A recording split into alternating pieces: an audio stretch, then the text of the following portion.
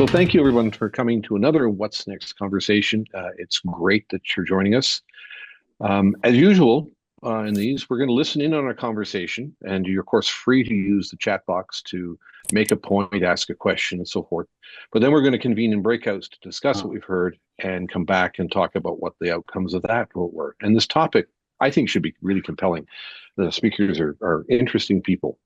We speak often about the idea of engagement at What's Next 50, about finding purpose and meaning by being involved in things that matter. And the end result is being that you matter.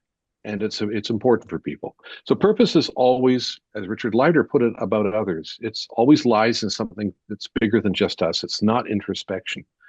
And doing something that matters to others, that has an impact even in small ways, has a powerful effect on meaning and momentum and the health of our long lives. So today we're going to hear from two people intimately involved in helping people find purpose, both through the actions of the organizations they support and the people who support their actions. How people find purpose, how they engage in their communities. Bruce McDonald, and he's got a long bio. I'm just going to be very brief here. He's the president and CEO of Imagine Canada. He had a long career working directly within nonprofit organizations, but then joined Imagine, whose mission is to strengthen Canadian charities and nonprofits so they can better operate, deliver on their missions and their visions, both here and around the world. And Bruce knows not only the workings, but also the changing realities for organizations seeking to create social impact. James Booty has been executive director of La Fondation Emmanuelle Gattuso for 10 years. How was that pronunciation, James? Pretty good. Well done, Peter. Under his stewardship, its focus on people falling through the cracks expanded its beneficiaries to concentrate on small to medium-sized charities, a particularly important issue these days, and broadened its support from just financial to include a range of services that help these charities deliver again on their missions. In other words, they help charities that not only need money, but much more than that to thrive. And the third person in our trio today is we'd like to welcome back Alison Smith. Alison says her job now is listening to interesting people. But quite frankly, it must be said that Alison is also a very interesting person. Those of you who are in Canada know she's one of Canada's best known and respected journalists and broadcasters, awards as long as your arm. And for nearly 4 decades, she brought the stories of Canada and the world home to all of us in this country in both television and radio, and has been granted many honors through a remarkable career. And, I think that's good training for her to know how to conduct a great conversation. And with that, and those quick intros, I want to hand it over to you, Alison. Great. Thanks very much, Peter. Well, I would say let's get right to it and set the scene a little bit. Bruce, I'm going to get you to turn on your microphone and ask you first to kind of give us sort of the big picture, a bit of the landscape of philanthropy in Canada and how it's changing. Yeah, thanks so much. And as well, thanks to What's Next for the opportunity to be here. It's a real pleasure to talk about a subject that is near and dear to my heart for sure. So I think let's just set the context first. I mean, the charitable and nonprofit sector in Canada is big. I think often people don't realize how big. There's about 2.4 million employees. It's about 8.7% of GDP. If you add the number of registered charities and the number of nonprofits together, it's about 170,000 in this country. So there's not a single community in this country that is not deeply affected and benefits deeply from the work of charities and nonprofits. And there's the emerging social enterprise and social entrepreneurship market as well. So social good is evolving and unfolding differently. I would say that one of the things that those of us at Imagine Canada, and if you're not familiar with us, we're kind of an industry association for the 170,000 organizations that I just mentioned, really looking at how communities benefit from all of these organizations and the work that they do. But I would say if there's a moment in time that we're paying attention to, it's one that we're already in, and it's going to be accelerating. And it's this change from the way individuals have supported social good for decades that will change because it's being driven by an uncontrollable force, and that's age. And so, right now, if you think about it, the data tells us that less than 10% of individuals give over 70% of all the money that goes to registered charities. Now, that doesn't include nonprofits because there's really no database of nonprofits in this country. So, less than 10% of individuals giving 70% of all the money. And the most recent data year that we have, of the $12 billion given by individual Canadians, well over half of that comes from people over the age of 60, and half of that comes from people over the age of 70.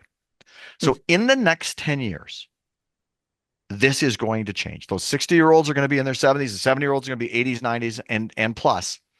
And so there is a transformation coming. And so part of the questions that, that we're asking is, how can today's older adults become ambassadors of generosity and inspire the next generations to be connected to their communities as deeply as they have? Because we might argue that the very nation that older adults grew up in had conduits or institutions that fostered empathy, caring, kindness, neighborhood, and some of those are eroding. Places of worship. If you look at mainstream Christian Protestant church attendance in this country is plummeting. Service clubs, people who came together simply to benefit the community week after week, month after month, year after year. Not one project, not one cause, but the community. They are shrinking rapidly. And I would even argue rural Canada, where you look at historical data on giving, Saskatchewan, Manitoba, PEI, Newfoundland, they were the leaders in coming together and supporting each other. So this transformation is coming, and we're asking questions now and inviting organizations to think about, what does this mean for them? And how can we work with the folks who are the most generous to make sure that that spirit, that unique part of who we are as a nation, continues? So maybe I'll pause there, Alison. Sure. And I'm going to put the sort of a similar question to you, James, because I know that the foundation has, in recent years, changed its focus somewhat. Can you tell me a little bit about that and why and how? Well, thank you, Alison. I think over the last 7 to 8 years, we've stewarded the funding and the support to go towards smaller and medium-sized charities, because a little money can go a long way for those organizations. And I think there was a feeling that they could, the grassroots and community-based organizations really could do with the resources. They don't have the same resources as larger charities. So often you have a very small team, perhaps one person or an executive director who is doing 3 jobs, and they're doing the development, they're doing the fundraising, they're doing the stewarding, they're doing their core role. And so what we've looked to do is to try and focus on those organizations who are directly working in the communities they serve, and you get a sense of the impact that they make directly.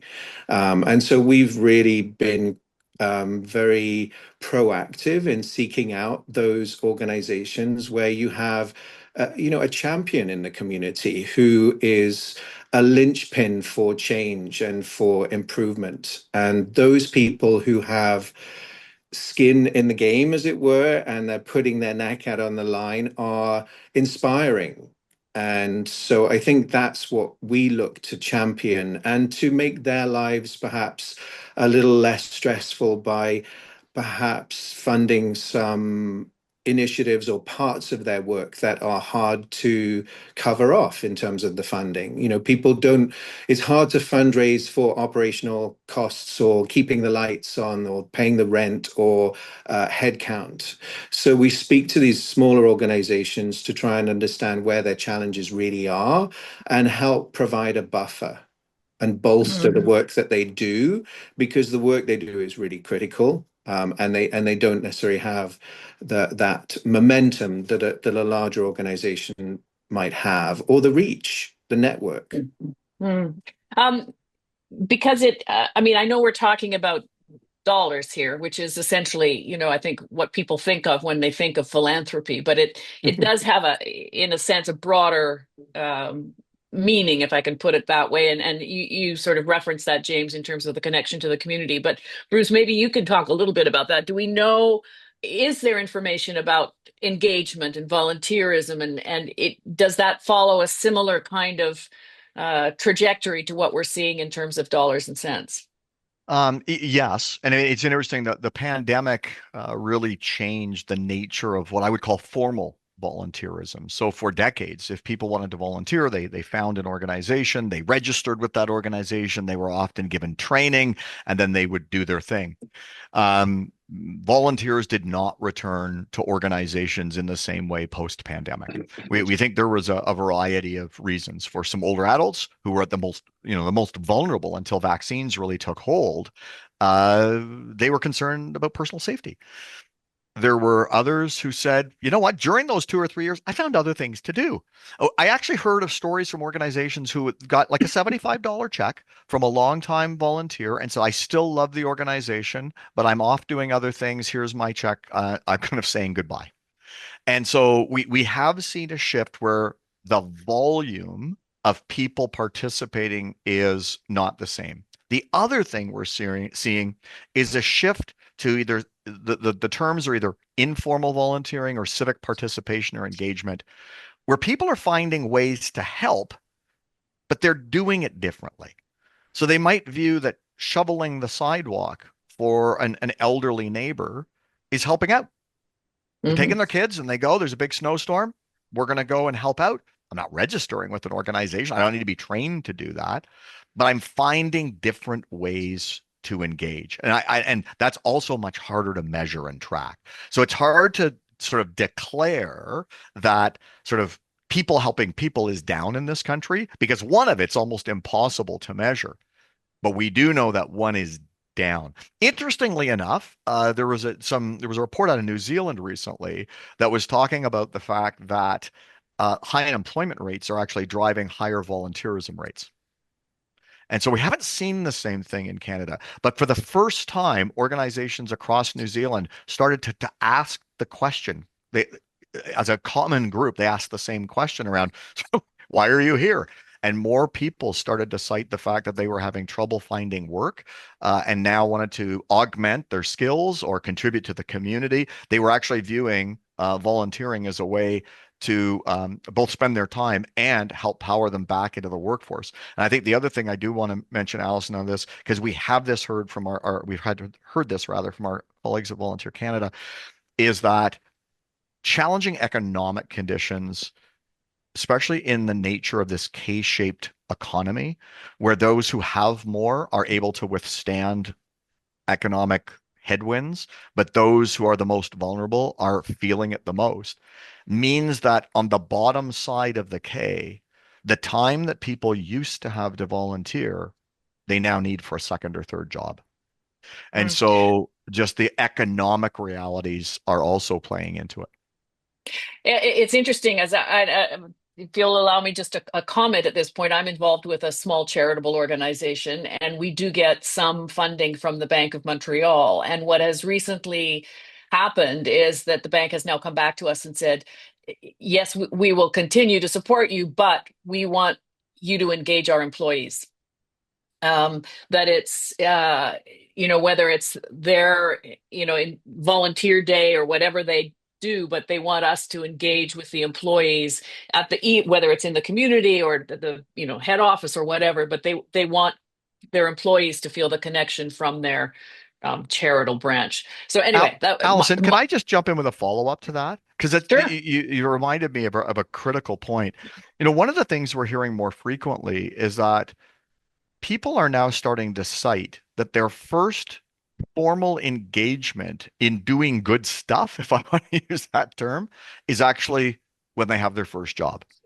So if their families didn't attend a place of worship, if they went through post-secondary and didn't happen to engage with a community group, or if they were in a province that did not have 40 hours of community service to graduate, or they scammed the system and they didn't really do it, the very first time they're being formally asked to either give money or to engage with their work colleagues is at their place of employment. It's a much later starting point than it used to be. So again, as we think about the future of generosity as a social construct, it's not starting the way it did. Our farm system, to use a good sports analogy, is driving up a little bit. And so how do we ensure that those who are really invested today are helping to bridge that for tomorrow? Right. James, I want to ask you, because when you talk about, smaller organizations that are obviously more community based or community connected, does that require a different kind of engagement from you as a foundation and as a funder? Yes. And I don't think all foundations are sort of taking the same approach. I think we're a little bit atypical in that I have the capacity, I'm given the capacity to engage with the charities in terms of trying to uncover what their needs are. And as you say, it's not always financial. It can be um, being a sounding board. It can be listening to their challenges and trying to work with them to create solutions, not just throwing money at a problem, but to develop initiatives that will offset what they're trying to solve. It can be providing mentorship for the organization to grow, to reach a network. And sometimes you can combine the two. So we've funded a couple of matching campaigns, for example, in fledgling organizations who'd never done them, connected them with organizations to provide them with the know-how and the steps to create a matching campaign. And the matching campaign wasn't really so much to elicit more funding, but really to reach out into the community to get more exposure so that they can then become more self-sustaining and become better known. And, essentially it was a friend raiser in a way. So we look for different tools to help organizations in that way. And someone had asked the question offline, what are small to medium-sized organizations? And when I'm talking about those, it's the ones who, I guess, who aren't established, who don't have that momentum. Church groups, they can be small organizations of sort of 1, 2 people who've had an idea, formalized it into a charity, and are trying to make it grow, but they need help. And Bruce's organization provides a lot of that know-how as well in some ways, but we're doing it in a kind of a one-to-one manner with organizations in the sector that we're supporting. When you talk about sort of mentorship and expertise, because I'm going to say, when looking at this group, there are a lot of people with different backgrounds and Yeah. expertise here. So I know you've got some examples of sort of how you helped with expertise. I mean, beyond sort of a matching campaign or Well, in other areas as well. yeah, Yeah. one example that might sort of speak to the group. So my expertise, I guess, is trying to think from a funding point of view to connect people to sources of funding. But what we did with an organization that was provided a meal program, it was set up by one person who was absolutely passionate. She was a first generation immigrant, and she had built this organization to provide, upwards of 1,000 meals per week in her community. And we helped her to we purchased for her a shipping container that was retrofitted to be a hydroponic farm, because the idea was that she could use the revenue from selling the produce to offset the costs of her food program. So it sounded great in theory, but the reality of the situation was that the learning curve was too high and the operational costs were too high. And so we tried to think, how can we solve this? So we took her to the University of Guelph, that has, a lot of expertise in agriculture, and took her to the business school and introduced her around and said, this is the problem that she's having in terms of making this work. Would you take her organization on as a case study. And that's in fact what happened. They then put, a number of undergraduate and postgraduate students to work on doing an audit of her organization, looking at business practices, looking at a landscape review, competitive products. They built her a business plan, a marketing plan, a website.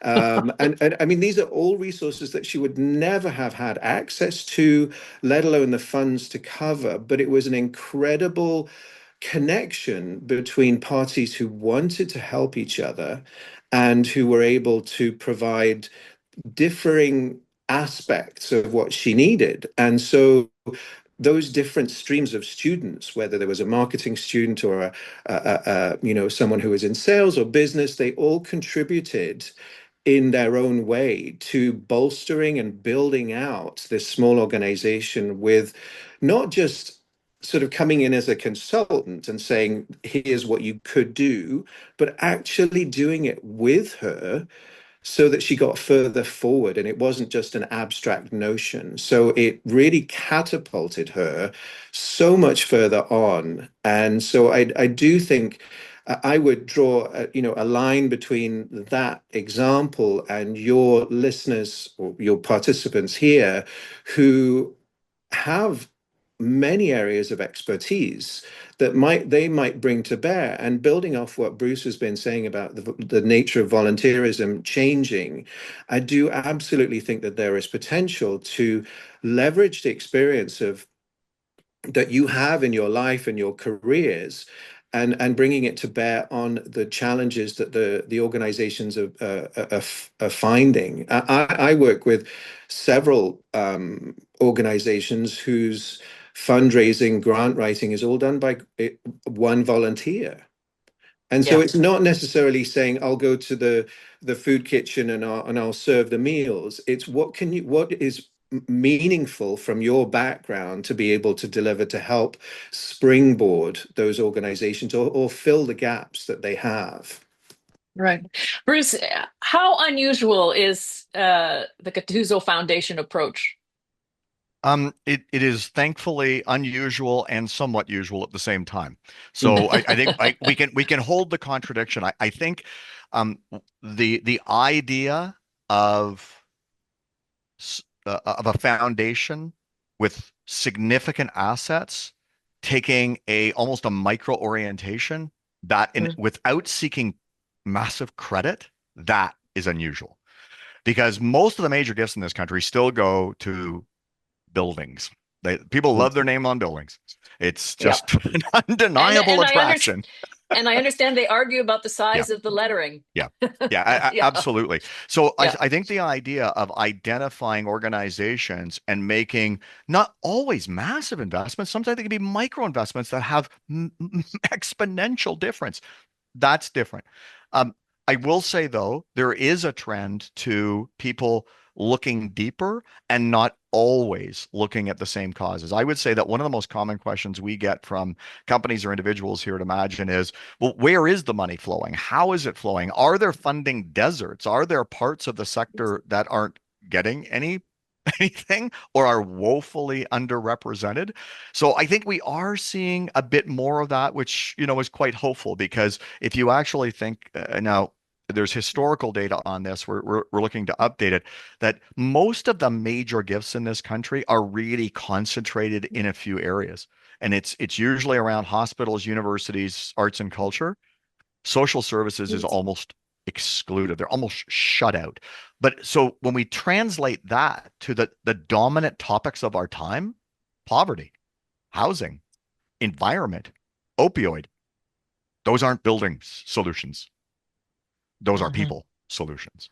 And so shifting this mindset, this inquiry to be thinking about that. And if I could pick up on one other thing that James mentioned, is I also think that this idea of looking at the future of social good differently than the past, and being able to bring in people that can help organizations make that transition. So, for decades, we have been supported by philanthropy and giving we are entering an era where earned income and a balanced approach to revenues is going to be more required. What we're seeing, what we're witnessing. I mean, the federal government a number of years ago set up a massive social finance fund, which was essentially investment capital for organizations to innovate and take chances. Well, what the data is showing is that unfortunately, registered charities sat on the sidelines. The social entrepreneurs were ready to go. The innovators were ready to go. The Hmm. formal structures, I mean, let's face it, boards are not known for being risky. They're risk averse and they're not comfortable with debt financing. They're not comfortable with different financial constructs other than receiving a grant that they don't have to pay back. We are going to need to change the mindset of the leadership of this sector to ensure that, yes, there's a place for philanthropy, but yes, we need to be thinking about how do we earn money?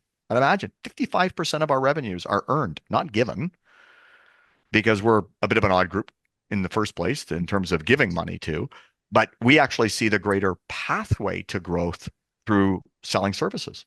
And so I think that this idea of a mixed ecology that has room for all different ways of doing good in communities is important, and that where right now the vast majority of services are still delivered by registered charities, we've got to help them make the turn. And people with business experience, with experience in leading massive change and adaptation projects, stepping up and helping be guides in that will be really, really critical so that organizations can have a bit more of an appetite for risk. James, I can see you nodding here. Do you feel like you're sort of alone in the space that you occupy? Bruce is absolutely right. There aren't many people in this field, and I will take my hat off to Emmanuelle, the founder of this foundation, to be investing so significantly in this area. But I would build on some of what Bruce has said in terms of the social enterprise aspect of charities who are trying to sort of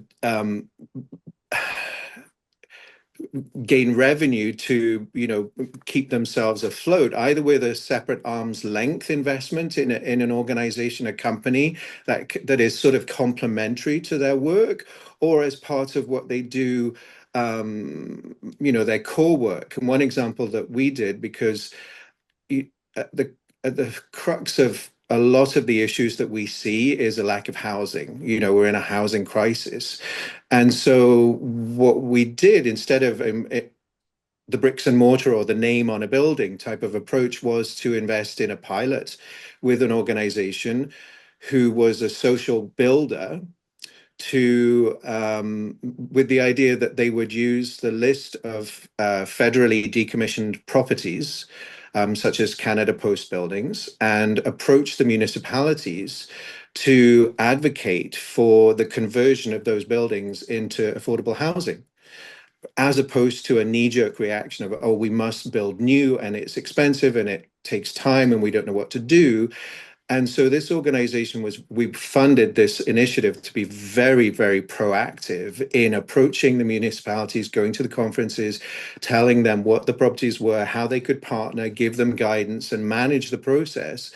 And that modest investment in an initiative has grown into an entire sort of facet of their work that they are going to be providing. That service is a management service fee that will provide a revenue to smaller organizations, church organizations, to help convert their buildings into affordable housing. And they have made political connections such that they are now the first organization to whom Newfoundland contacts in these types of cases. So it was a modest investment that was intended to create a systemic change, but to give an organization the capacity to do that. So this is one of Peter Haywood's favorite questions, and I'm going to steal it from you, Peter, and maybe start with you, Bruce, on this. Is in this group of people, the question's going to be, okay, I've got a skill set. Where do I start? How do I start? What do you care about? That's the question I always ask. Because Right. there's just a multitude of causes in our sector. It's so vast. what turns your crank? Is it, maybe you've had somebody in your life who was affected by, cancer or mental health issues or intimate partner violence, or you care about the environment. That's the place to start because I often say this is kind of a messy space that we work in. It's not simple and clean. You work for organizations, they don't have the resources that they really need to solve complex social problems. So you're going to have to roll up the sleeves and get in there and get your hands a bit dirty. So might as well do it with the things that you care the most about. That's what I would be asking myself, which is where do I want to make the biggest difference? Because it would give me the greatest joy.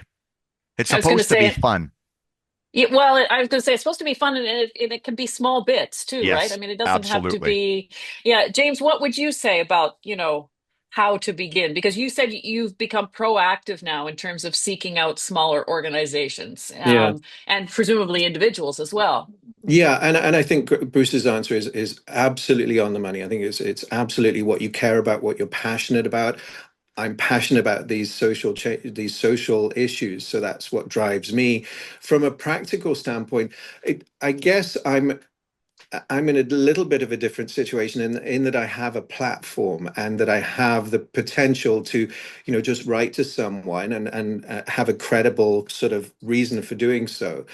But I have found as an implant to Canada that Canadians are very receptive to meeting, to listening, to talking, and I think you can just reach out to the organization and ask, and say, this is my skill set. Here's what I might be able to offer. Do you think that, is there a gap that we can, or can we meet? Can we talk? I don't think that's unreasonable. Yeah, I was going to say something I was looking at as I was preparing for this talked about the power of listening, I guess. Hmm. Yeah, And that's and absolutely the key is listening and hearing, um, as opposed to, a foundation or something saying, here's what I fund and here's the application process. But for your participants, it's absolutely that. It's listening to what the challenges are, and then you'll have that light bulb go off as to how they might participate in whatever way. yeah. How important is it to understand or measure impact? What, James, your mic is open, or why don't you start? Well, I think you, from this foundation's point of view, you want your money to be well spent, and you want it to be achieving the outcomes. But we, I think, are not as formally structured around that because I think it can derail the intent of a project. So I think we are less risk averse than others, and we want to see the impact on the end user or on the organization and its efficacy. But it's not always possible to measure those outcomes in the same way as a business. And sometimes it's sometimes the wrong approach with a charity, I find. Mhm. Um, Yeah. yeah. Bruce, Yeah, what do you think? yeah. I'm going to maybe come at this slightly differently in the sense that for me, impact is about telling the story of the difference that is made. Yeah. And there are different ways of doing that. Sometimes they are stories. And people Mhm. love stories. I always say that half the room loves heartwarming stories and half the room wants data. If you have both, you got the whole room. I think that the other thing too, though, is that for individuals and funders, I always invite them to think about impact being about progress and not perfection. We should not be expecting that an organization launching a new program that is being supported will succeed on the first go. And I think one of the dangers we've seen is that if we didn't attain what we said we were going to, that's viewed as a failure rather than an iterative process to make change, learn, adapt, and try again. And I think this is where some of the risk averseness comes in our sector. We actually think we have to hit the bullseye every single time, as opposed to say, boy, this is really hard work. Let's get on the dartboard and start working our way closer because we learn stuff. We talk to people. We're data informed where possible, and we can make evidence-based decisions with help to improve our programs. So It is important. Because it helps us communicate, and that communication allows us to invite others to participate. That's great. Well, I think in the interest of keeping us on schedule here, I know that there have been some comments in the chat, but I also understand that Rick, you had put up your hand, Rick Planos, to ask a question, and I hope the moment hasn't passed. No, I was just going to comment that I support 5 different nonprofits, and from big to small.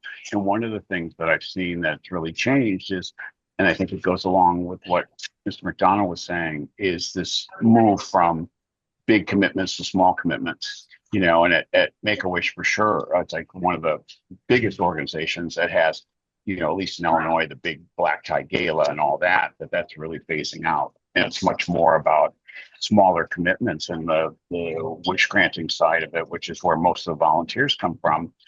They had to break it up into smaller pieces. People wouldn't stay as long. They weren't interested in doing that big swing, but they'll do little things along the way.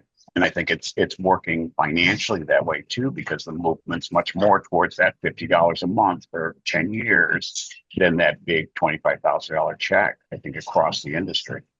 Yeah. Yeah. Thank you very much. So, Peter, I'm going to pass it back to you, I think, at this point. Oh, you got to turn your microphone on. There we are. Thank you. Colleen is actually going to manage the breakouts. This was an amazing discussion, both at a high level and how it applies to each of us as individuals within What's Next, and people like us who should be in What's Next.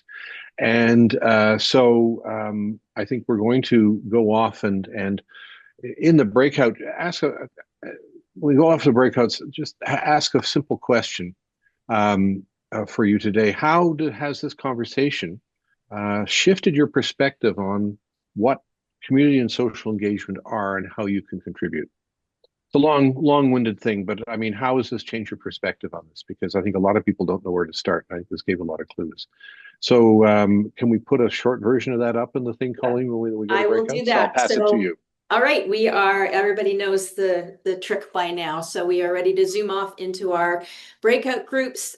Peter has given you the question, but I will also post it as a broadcast. So everybody will see it once they end up in their breakout groups.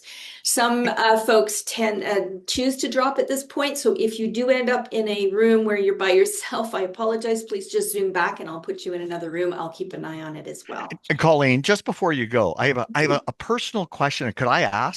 Of course. Jeff Mitchinson, are you originally from Hamilton? You're on mute. You're on mute, Jeff. You're on mute.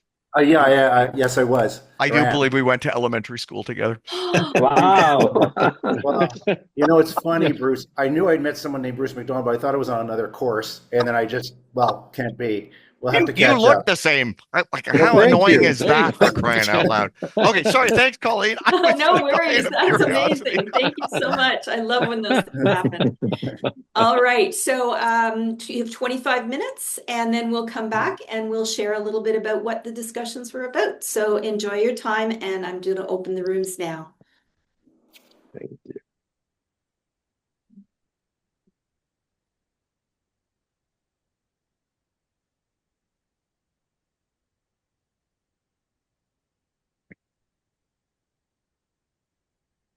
There we are. I just want to thank you both, James and Bruce. That was very helpful.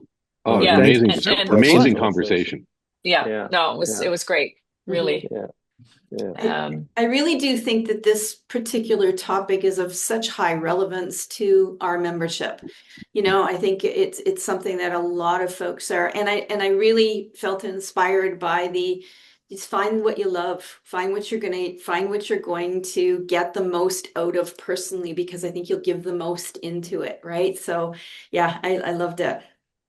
But I think the storytelling is so important too, because people with money still tend to, I can't remember if it was James or Bruce was talking about buildings, and they're really easy to raise money for in relative terms, but the stories around impact are the things that are going to inspire people and maybe help them from my perspective, help them see, oh, actually, that's a personal connection. I get that. That I see that. It was interesting. I went to a private boys' school, and it carries on raising gazillions of dollars for buildings all year long. And, and that's great. When it comes to programs, they struggle. And in fact, they have to take a percentage of the tuition fees that the kids pay, the parents pay, and apply that to their foundation. So I was really, really chuffed because one of the guys who was in my class, his name is Ralph Shepard. He decided, well, he got out of school, became a CPA, decided that would be the last thing he wanted to do. And he ended up back in the mid 80s buying this franchise for this curious little donut chain called Tim Hortons. And he now owns about 40 of them. Wow. He's done very, very well from that. His idea of giving back is I was just a poor kid from the middle of New Brunswick. And I got on a scholarship and came here. So he's doing that. He's actually helping programs that run through the school, but that are helping kids. And he's not going to attach his name to it or anything else. He's just going to create these. And to me, that's the kind of attitude that I love in charitable giving. And I think the other thing that for me that came out of the conversation was the idea of people who are older helping, being given the tools by people like you, James and Bruce, to be able to describe what the world of social impact and charitable ventures is actually like, and how you can actually help as a younger person, and because they don't know where to start either, and not just they're busy, they think it's something they're going to ask me for millions of dollars. I don't have millions of dollars. They're going to ask you for like 40 hours a week. I don't have 40 hours a week. So understanding how to mentor them as older people, I think, is a really interesting idea. Yeah, I mean, I will say, I mean, I'm on my third career. I've been at this for 10 years, but in each career change, the biggest challenge was just knowing what was out there, because, I was a lawyer who was a vocational training, but, I knew you could be a postman or a policeman or a doctor, but there are millions of jobs out there. And it was just that trying to uncover what there was, and being given examples and connections and networking, and this is the same in terms of getting a foot into helping these charities. It's just having a bit of the lay of the land and knowing how you can contribute and feeling empowered to perhaps connect them to say, is this okay? This is what I can do. Does that work? So I think it'd be wonderful if that's what came out of this, because that's essentially the program that the example I gave at University of Guelph is now being built out into a separate program by which they will now formalize and create pathways for all of their students to connect with nonprofits and charities to be providing services. It's interesting, as I also think that one of the advantages to the smaller community-based organizations is that you can actually see and feel the impact. It may not be measurable in the same way that a business measures impact, but you can actually see and feel. I was going to say, so the small charity that I'm involved with is called Concerts in Care. And we put on professional musical performances in long-term care facilities. And all you have to do is take somebody to a concert. 45 minutes at 2:30 in the afternoon after lunch, and you can see the difference it makes. And of course now the science is catching up with us now around mental health and sort of well-being and music and everything else, but that's the advantage, right? Where you can donate to the Cancer Society, but you can't really see the impact, right? It's important, but somehow when you can see and feel it, you feed somebody like they do, and it makes a big difference. Well, and Alison, like in a world today that feels more disconnected than ever, the latest data I saw from the General Project was that 52% of Canadians feel lonely once a week. So the act of going to a concert with someone and connecting with another human being, there is just this cascade effect that is so much broader than just the act of the concert. It's a human connection in a world that's losing human connection. Yeah. And I think that stuff is so powerful. Yeah. We actually did do some, we connected with Sheridan College, and they have gerontology, for lack of a better word, and they've actually been doing some research in conjunction with us and measuring, talking to the residents, obviously, and the ones who can talk, but also looking at the impact on the healthcare workers. Yeah. Because it makes a big difference to them too. It's really important to be able to measure those aspects as well, to provide the validity and credibility for what you're doing, because you can leverage that in order to take to public funding and say, here is the benefit, and here is sometimes the costs benefit in terms of what it will mean for your workers, and less time off and so on. So it can help bolster, because particularly the arts funding has taken a beating. Yeah. Anyway, Well, my other project. Yeah, I mean there's one that really compelled me. I came up against a couple of months ago, and I don't even want to. It's culture times 2 in German, which is like Kulturisten hoch 1, 2, 1, 2, and KH2. And what it is an organization that goes into high schools, and the 16, 17, 18-year-olds, they get to go to free concerts and galleries and so forth when they accompany a person from an older person's home. And it's a brilliant program, because it's other than twisting people's arms to get free admission, it's very low cost. And what was really interesting is the data that they collect shows that I think it was like 40% of these kids maintain the connection with the older person after this program is done. And to me, that's the kind of program that when people, oh my God, charity, it's that kind of innovation, thinking out of the box, that I think is so important. Because look at problems it solves. It multi-generational thinking. It exposes these kids to culture. It exposes the older people to younger people. It reduces loneliness. I mean, it's just one program of many that could happen in a much more. I think, Bruce, you said it. I mean, the lack of risk taking and the kind of conventional thinking in the sector, where you think would be the most innovative, in many ways it is. But when it comes to because the other part is, I always call it, there's a design flaw actually in the nonprofit sector. So in private sector companies, they have research and development budgets. They have R&D budgets, which are by definition pools of capital that they can invest in innovative practices. And if it fails, the company still goes on. In charities, what often happens, if you want to try something new, it comes out of your main budget, which means by definition, it must succeed, because if it fails, it could actually sink the whole organization. And so that's where we're seeing funders who are now stepping up and saying, we'll help with innovation. Yeah. We'll help you experiment and do the kinds of things, Peter, that you're talking about in a safe way, so that if it doesn't work or it needs adapted and tweaked, that's okay too, because you're on your way to figuring it out, but not in such a way that the organization will say, we're not going to do this because we're afraid it'll bring the whole ship down. It's, we have some structural things to deal with.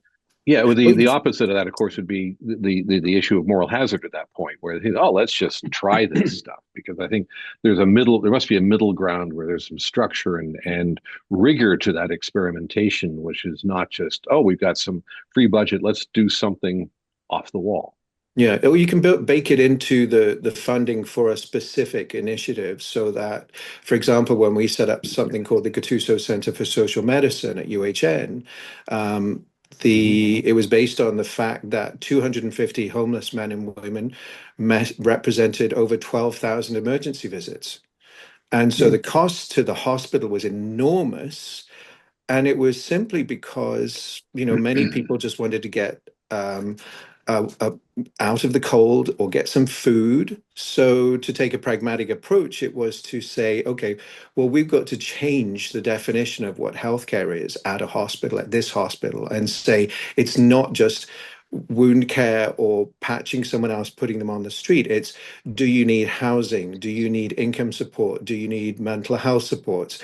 And taking on that responsibility. And in fact, it then culminated in Dunn House, which has got investment from all 3 levels of government. And they're prescribing all of those things.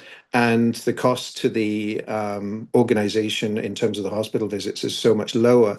But the way that rolled out, this was a pilot over 5 years, was baked in was this fail fast sort of philosophy. If this isn't working, then we'll change. And in fact, it launched in March 2020 when COVID happened. And so it was immediately derailed and shifted gears into advocating for the rights of disadvantaged communities to get the vaccine in different pockets of Toronto. And so it was baked in, this ability to change and shift, and the measures of success were not predicated on what you initially talked about. So you could shift gears, and essentially what would be classified as a failure by others was simply a pivot, I guess.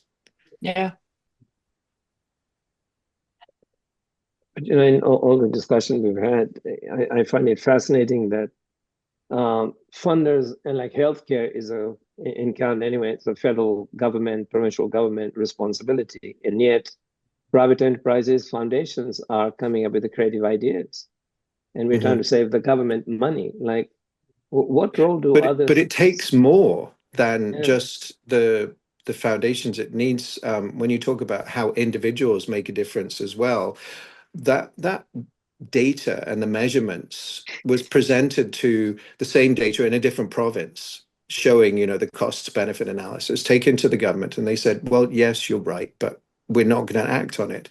And it took a physician who was a rule breaker to go into political meetings, point the finger, shame politicians to move the dial. And we had a similar physician involved with our project. So it takes it takes as well that person, that particular champion to reach the tipping point. Yeah, and that's what I'm saying. It's a shame that actually the government should be at the front end of project like that. And when I look at what's next, what we're trying to do in terms of social wellness is something that government should be funding this. They should be outside my front door in a sleeping bag saying, how can we support you? And yet, we're dicking around with $20,000 grants, which come once in a while. They don't. And it just blows my mind that people that are actually, to whom it's costing money and lives, are not the ones who are actually doing it. And it's been that way for some time, and it's not changing. The actual reason, the catalyst for the creation of this foundation was the Gattuso Rapid Diagnostic Center, which again was a premise and an idea that would save the hospital money, took it to the government, and the government said no. They need someone else to take the risks and then prove it, and then it gets might get instituted. But you're right, it's sort of anathema. And somebody said to me, he said, governments love building buildings, but they need other people to run them and run the programs, so they're good at infrastructure, but not at, programming things, which is crazy. But anyway. Well, there's the old adage, there's a lot of money to be saved in healthcare and it won't be cheap. And, and I think that's part of it. The existing systems, I'm sure, in the charitable world and in the world of giving are kind of, in a sense, stuck in their ways. And it takes the firebrand, like you described, James, to walk into the room and say, to shame people, say, look, this is not about process, it's about outcomes. And I think sometimes it's public perception that will create change. If enough people are behind a movement, it will change policy. But in those instances, the public is not aware. So it's hard to, steer the ship in that way. Yeah, it's certainly interesting, because I think that our sector has to do two things fundamentally better. One is we have to frame the work that we do inside election cycles.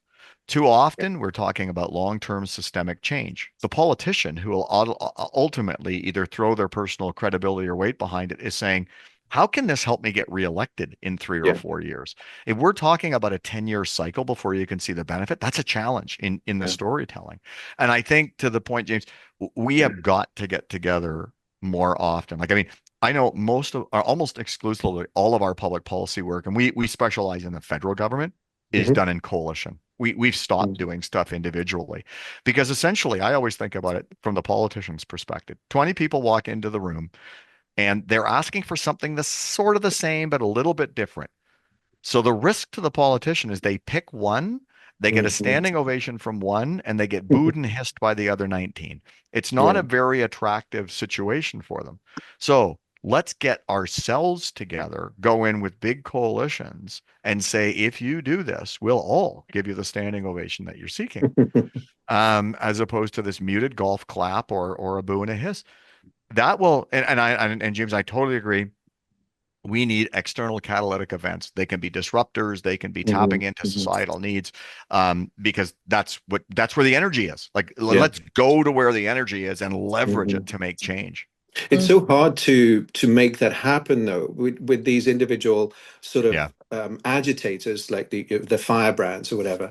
I've been talking to them. I even went to a think tank last week, in terms of it's just the way this country is set up. So I was just flabbergasted that we had spent 5 years getting the metrics, the outcomes, proving it. I went to a conference to understand and understood someone else was doing the same thing already and paying money to do the same thing, to prove the same thing to a different province. And there was actually no way of pushing it up to a federal level, because it's all pushed down provincially to pay out. And it's remarkably frustrating. So we're still trying to navigate how to coordinate in that way. It is a challenge. One of the things we're working on right now is the creation of a nonprofit legal defense fund. So that's good. If you look at what happened in the US, within 8 weeks of the Trump administration being sworn in, one of our counterpart organizations launched 2 lawsuits against the federal government.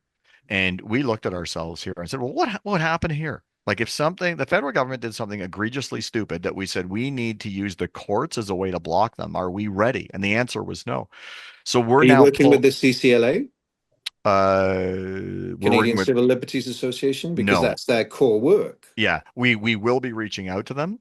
Well, please do. Yeah, we will for sure, because what's happened is, as we've been seeking to build a coalition, and in some case of funders, we're now running into all the others who are saying, well, we need a defense fund for the environment or social services, or what about the provinces, not just the federal? So it's going to get way messier before it gets cleaner. And that's at the top level. And actually what we're seeing is also it's happening at grassroots. So, for example, you've read about Sanctuary being sued by the building next door because of the work that they're carrying out for the homeless. And they're saying, you're devaluing our property and that we feel unsafe and so on. And as it turns out, when I looked into it further, there are 32 legal lawsuits against charities just in the GTA, and that's going to get worse and worse and worse.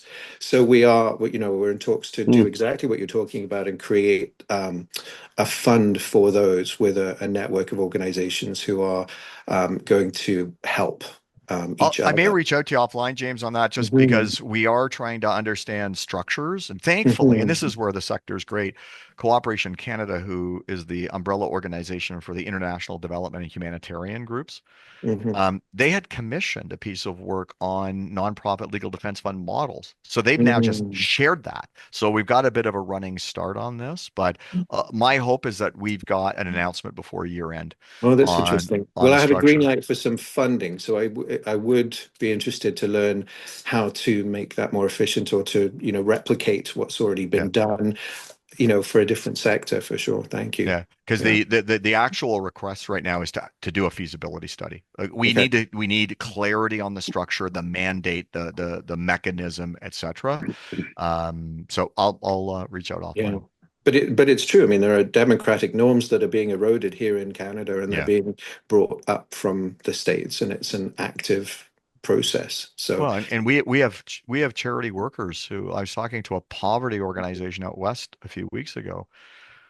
They're getting targeted by an individual in the community. They had a staff member who was going to do a radio interview, and normally they would have said, so and so is going to radio station XYZ to do a radio interview. Tune in at noon. They couldn't do that because they were worried about disclosing the physical location of the individual. Wow. And so we're having more of these in the most benign of causes: sport, healthcare, poverty, where there are now attacks on the volunteers and the staff who are working. We as a sector are not prepared for this. No. And so we've got to get prepared for it. Yeah, and it undermines the efficacy of the work that's being done. So we did a matching campaign for Casey House to help them when you're talking about involving corporate members. We were trying to say, okay, well, here's a matching campaign where you can kind of reach out to more corporations, involve them, talk about this matching and do, one-to-one and so on.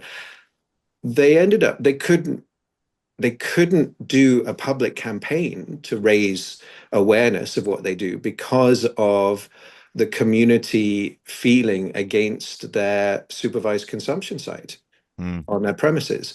So if we reach out to the community, we are going to get pilloried.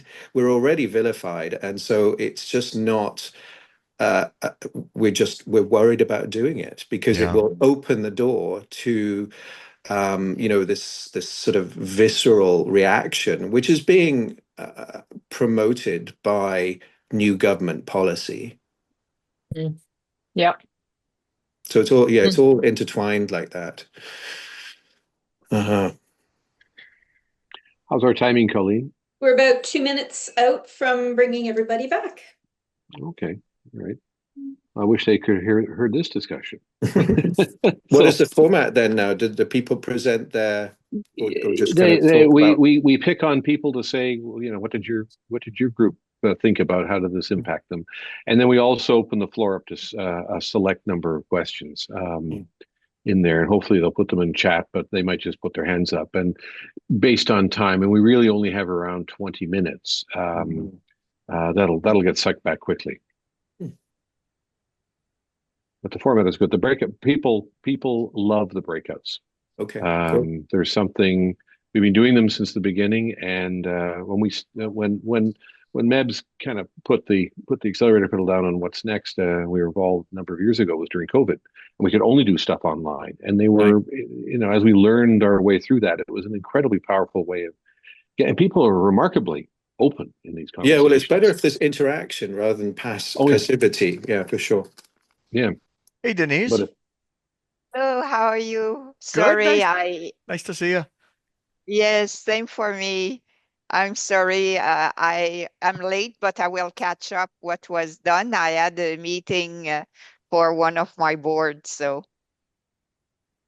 Denise, I sent you an email that we'll have the recording up in a few days, and so you can catch up on all the great conversation we've had here.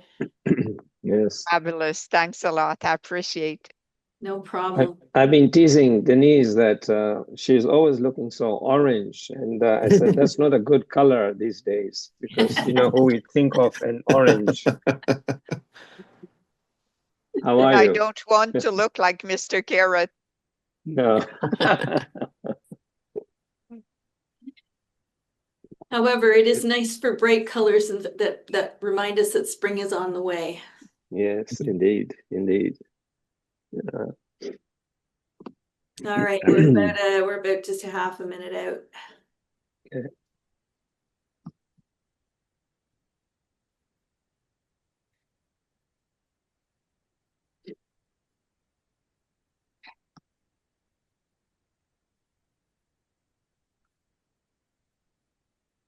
And Mebs, I will get back to you with your email. I've not forgotten you. I know. No mad rush. I'm not going anywhere, so take your time. Well, yes, you are.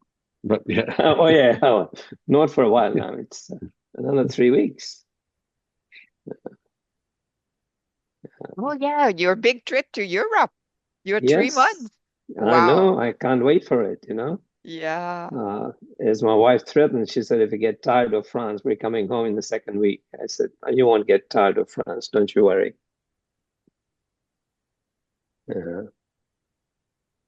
Sometimes you can get tired of the French. Yes. You know what? I was thinking about that. We'll just hibernate in our apartment and not go out except for meals.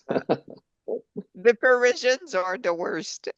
I should not say that, but they really, are. I don't know. I don't think I've had a bad trip to Paris ever. And I've been going there for 50 years now, So no, Paris is okay. It's the Parisian. Yeah, that's right. Exactly. All right, we are all back, Peter. Yeah. All right, so we had a little bit of a drop off, unfortunately, but there we are. Well, let's pick on some people. Who wants to kind of summarize what their group spoke about? Who's going to stick up their hand? Like I said before, if you don't volunteer, I pick you. So, Sheila, yeah. Penny is dying to say something. Okay, Sheila, go for it. I think she is. Let's get your perspective of all this. So I had just one person in my group, Rick Plantos, an amazing guy. And what I was interested in was the comment that he made about supporting 5 different foundations or charitable organizations. And, I think there's a parallel there, James, between how you've set up your foundation and how you run kind of micro investments to help individuals get further in their mission. I'm completely obsessed with the project I'm working on, so I don't know if it's a good kind of You might not have takeoff. bandwidth. Yeah, exactly. But I think that concept that you've explained is fascinating. That rather than do one big donation, which is going to deplete significant resources, that you try and empower individuals and organizations to do more with what they have. I think that's a really good model. And Bruce, I loved your comment on where do you start, right? Find something that you're passionate about and give it your all, right? It's good, great advice. And it was interesting, Rick mentioned that he may be stepping down from a foundation that he is deeply involved in because of leadership. And he may move on to other venues. And I think, someone told me when I first retired, the one good thing about being retired is that you do not have to do anything you don't want to do. And so it kind of plays both ways. Yeah, don't put up with it. You don't need a toxic boss anymore. You're right. Kathy, any thoughts about what you guys talked about? Well, one of the things that was fascinating is the different perspectives on the size of nonprofits and what their needs are. And also the challenge of figuring out where you want to put your energy. I was just blown away by these statistics myself, and what that suggests for a nonprofit that I'm chair of right now. And because so many nonprofits are wringing their hands, what do we do about the young people? How do we bring them in, And I think we need to maybe have a different perspective. What else came out of our group? Hope. I guess just for me personally, I think my aha at the end was, and that's kind of something I've been grappling with, is how do I turn my difficult last couple of years with family obligations and what I've learned and seen, i.e., stretches in the healthcare system here in Canada, being advocates, like how do I make that a positive thing for me and give back somehow? So that was kind of reinforced by our conversation, I think. That's great. Kathy, Magnuson, and Alison, were you in the same group? Mm-hmm. All right. One of you want to step up? Well, Alison is becoming a role model as well. So I keep meeting all these people through What's Next 50 that become role models for me. But we had a great conversation about, where to put your energies, and focused a little bit on what Bruce said, which is, find your passion and go for something that really is exciting to you, because otherwise it just becomes work. And if it's hard to sustain a commitment to something if it's becomes drudgery. It's like I could go and volunteer at our local food pantry and sort groceries, and I know that that's a need, but I also know that I'm going to start to resent the time that it takes to do it. because it's not something that I find exciting. Whereas doing something that helps the food pantry serve more people might be where I want to spend my time. Do you want to add to that, Alison, from the conversation? Yeah, we had a great conversation and thinking about this kind of group, right, which is about movement building and systems thinking and all of that, matched against in this third active life, doing hands-on kinds of things. So Kathy is working to help train new immigrants and others in interview skills so they could get jobs. And that's a very one-on-one kind of thing. So as you think about with intentionality, what are the opportunities? You also want to think about what do you get out of it at various stages. I like to think of all of this as enlightened self-interest, but there are opportunities to do things differently. I would also say we talked about Mackenzie Scott's approach to philanthropy, which often comes up, and really this giving that doesn't have strings attached to it is something that we're very interested in this space. We talked about the changing role of the United Way, which used to be really this umbrella fundraising, and there's quite I think certainly Kathy's experience and mine, it was pretty different in Canada versus the US, but what does that mean to be told what to give to, i.e. what your employer is encouraging you to give to or support versus what is passionate for you. And we also talked about the complexity of some client needs now. I was giving an example of like big brothers and big sisters, and Bruce has a lot of experience in this area as well, but the complexity of the children is so different. I was a big sister a long time ago, 11-year-old kid, single mom, that was it.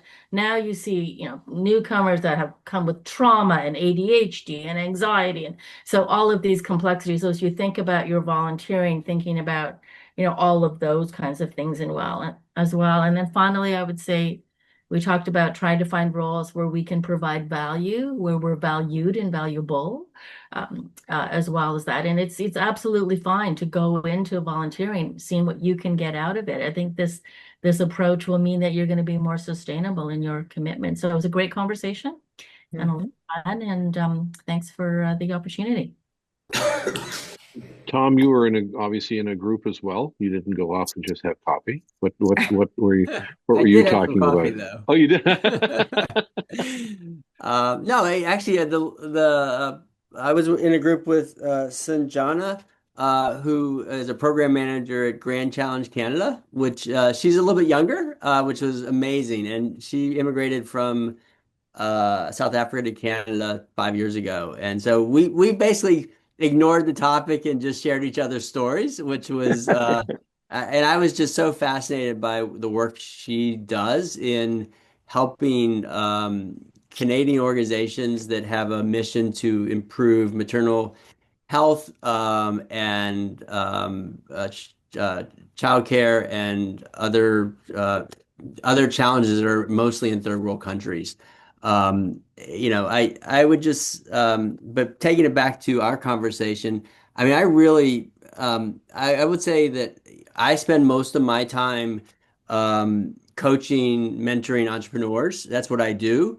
But in kind of listening to James and Bruce, I would say that, it really challenged me to think about what am I really passionate about and turn it from like one-off engagements to what am I building towards? And that's something that, I felt kind of really something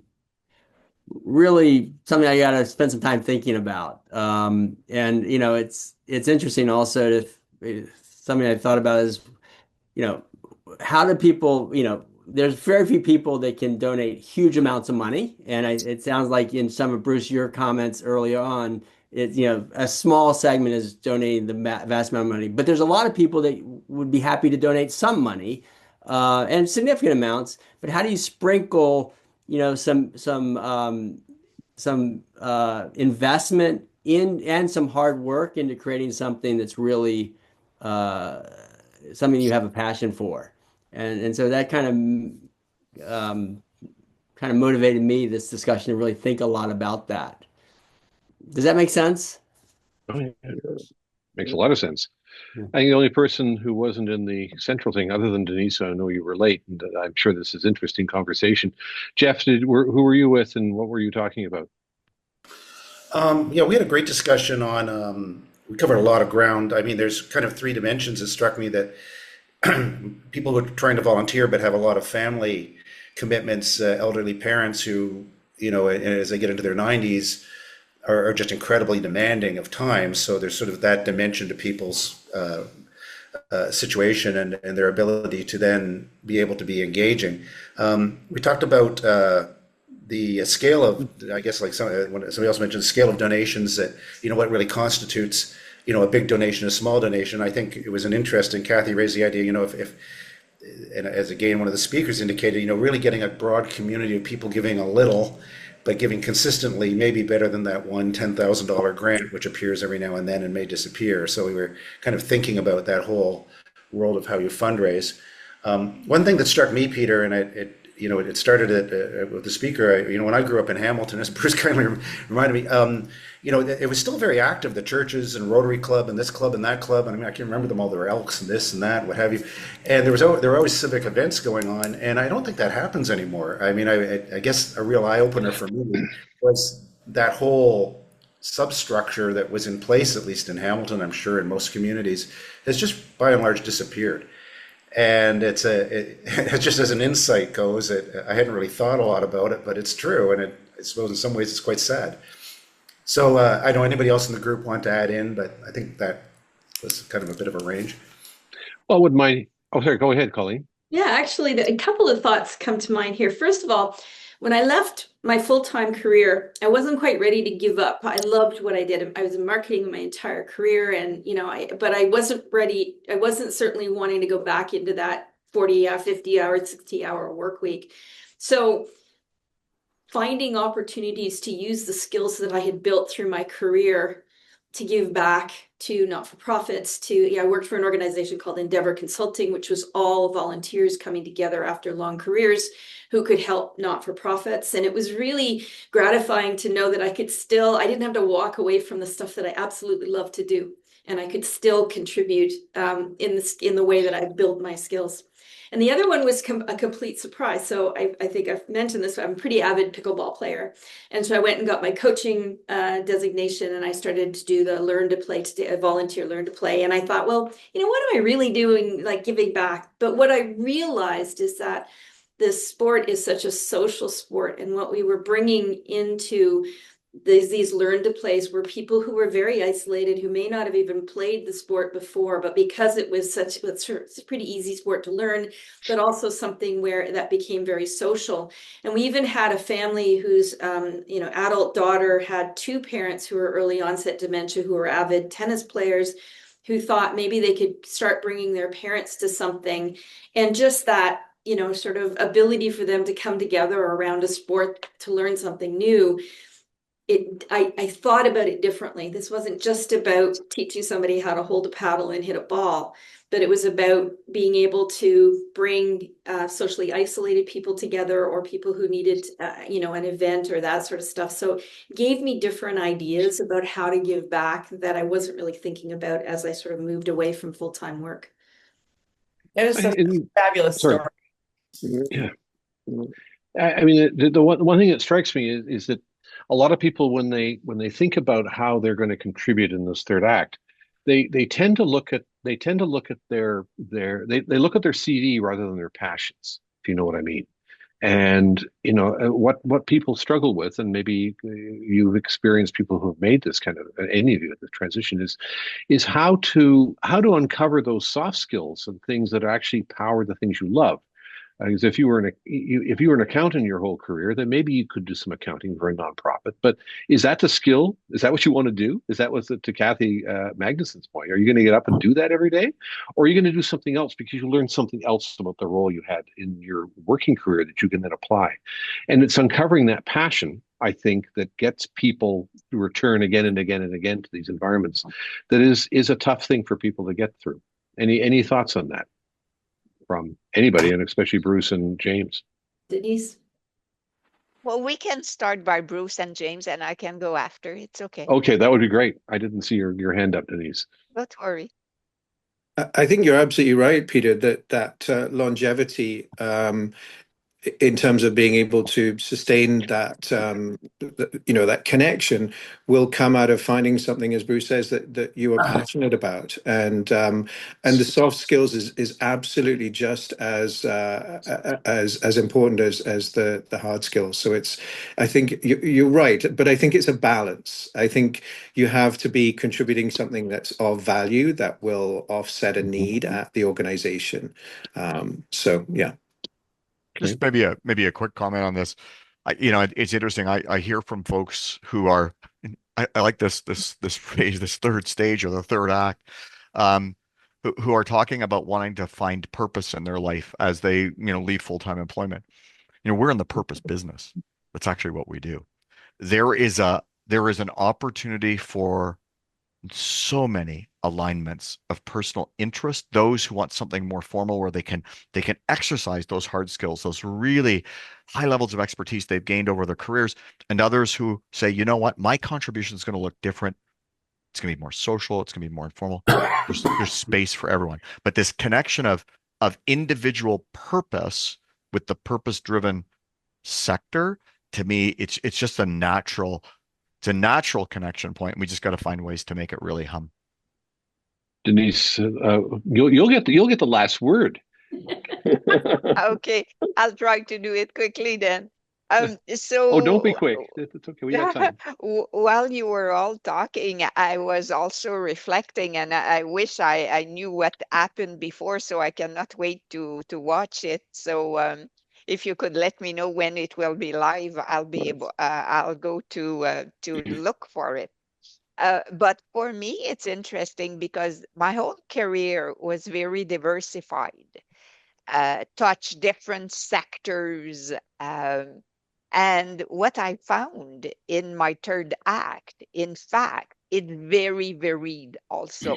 I'm touching the education sector, the health sector, the international development sector, the international trade sector, foundations. And a friend asked me not long ago, Denise, why are you doing so many things like that? And I said, look, it's because I'm very curious and I like to be involved in different things because I like to see ecosystems. And and someone said to me the other day, my God, when you will look at your CV and when you will look at what you do now, it's as varied as what I was doing in my career. So, and which I love. Well, I think we're drawing to a close here, and we have room for a couple of announcements. James and Bruce, thank you. That was an incredibly inspiring hour and a half. I think, unfortunately, people had to drop off with commitments, but it was very, very powerful conversation. Thank you, Alison, for ensuring it was. But I thought it's kind of those goosebump things. You start thinking about this. It's really, really powerful things. And I think this whole idea of let's look at this world differently. Let's break it down into smaller pieces, not just to align with election cycles, but that's a key piece of it, so that we can start to create some momentum. And I hope people have taken a lot away from this. So thank you both. And thank you, Alison, for once again doing a spectacular. Those are your soft skills and your hard skills, right? Clearly from your career. So it's. I'm going to say one thing just before take 30 seconds, because listening to all of this, when you're in your breakout groups, we touched on the notion of risk and how nonprofits and charitable organizations need to be less risk averse. But I will say that's individual too. When you decide to try to figure out what your passion is, sometimes I always liken it, and I would give this advice to young people starting out in their career. You're not always going to find it right away. Think about it as like you're trying on a sweater. Sometimes the sweater doesn't fit. You've got to go try on a different sweater. And so sometimes I think that's true with community engagement, volunteering, whatever it may be. Take a experiment. risk. And if experiment, yeah. Well, it gets back to what Bruce said. Even applies to individuals. It's about progress, not perfection. Exactly. And so that's great. So on that, Colleen, you wanted a couple of minutes to say a couple of things. Thank you both. It's great. Thank you, Alison. That was a wonderful conversation. Thank you so much. So I'm going to take us home with just a couple of announcements. And the first one is of particular relevance to our time today, because on Thursday, March the 26th at 11, we'll be talking a little bit more about getting involved in a volunteer capacity with What's Next 50. So if you'd like to try on the What's Next 50 sweater, you can come and talk to us about what, as you might expect, running an organization like this requires many hands and many talents. So if you're interested in helping out, please join us on the 26th, and the link to that meeting will be on the portal in the next day or so. And then coming up on March 25th, we have Nick Pelmarini speaking about reinventing cities for the 100-year life.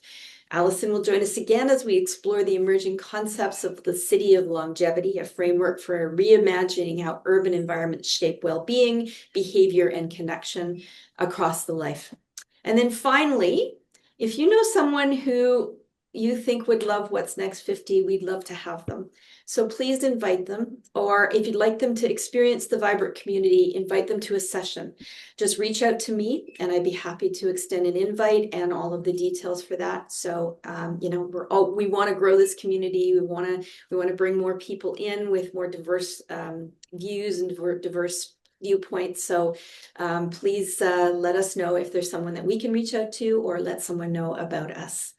And that's it. And I did it at 12:30. So wow, Mebs, it's over to you. No, I don't have anything more to add, other than a huge thank you to obviously Bruce and James and Alison, and for the support that all of you are giving to What's Next. And the community is growing. We need to grow it even more. So thank you for your interest and turning up as you always do. So have a great afternoon and look forward to seeing you soon.